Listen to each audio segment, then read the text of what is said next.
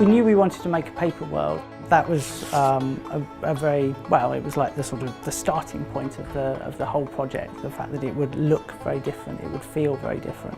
With Little Big Planet, we allowed people to build anything they wanted inside the game world.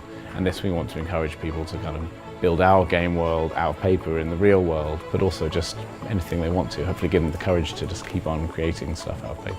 Yeah, so technically, everything in the game can be made out of a single sheet of paper that's folded up in a papercraft way on different bits of paper then stuck together. The way that's achieved is inside the Vita there is virtual paper that's virtually folded up in a way that the artists have specified. It's all very tricky. It's very tricky.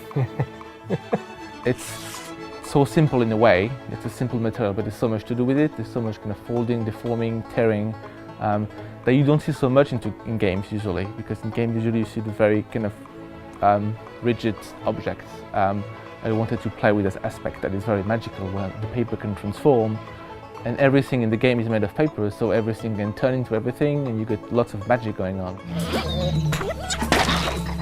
We really wanted people to be able to build like the whole world of Tearaway out of paper, and we know that people sometimes just need a shove in the right direction, which is why we have a whole bunch of plans so people can make some of the more complicated things, or even some of the simpler things themselves, but then maybe start looking at the world and figuring out how things were put together. And the way you'll be able to do this is through our community portal, tearaway.me, where you'll find blogs and forums and all the usual kind of community things, but more importantly, your papercraft collection.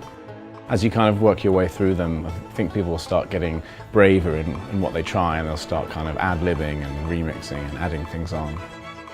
So Tearaway.me should be available shortly before Tearaway comes out. You should be able to see some of the things that we've been making and some of the reviewers hopefully as well.